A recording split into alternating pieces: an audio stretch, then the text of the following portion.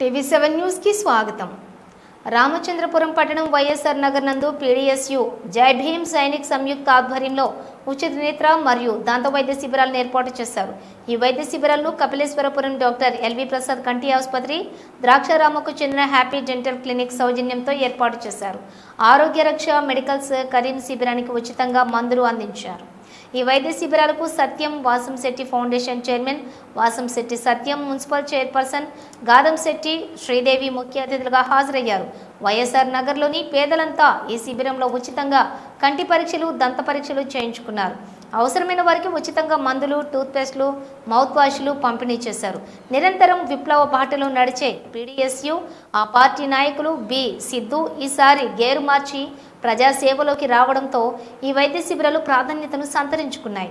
ఈ సందర్భంగా సిద్ధు మాట్లాడుతూ ప్రైవేటు హాస్పిటల్స్ వైద్యం పేదలకు అందటం లేదని, అందుకే ఈ మెడికల్ క్యాంపును ఏర్పాటు చేయడం జరిగిందన్నారు.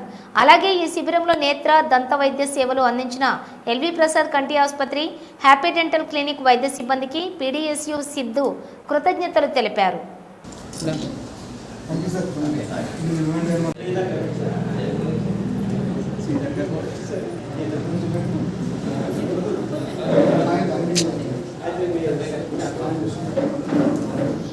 సార్ నమస్తే.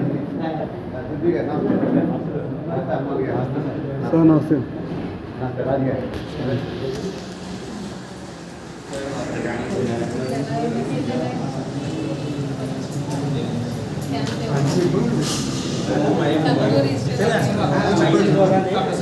మర్చిపోండి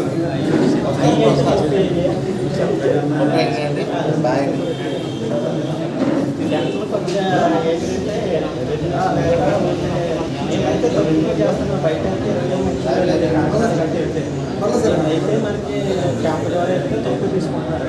రామచంద్ర కోర్టు పట్ల 7,000 8,000 తీసుకున్నా 2,000 చేస్తున్నాం.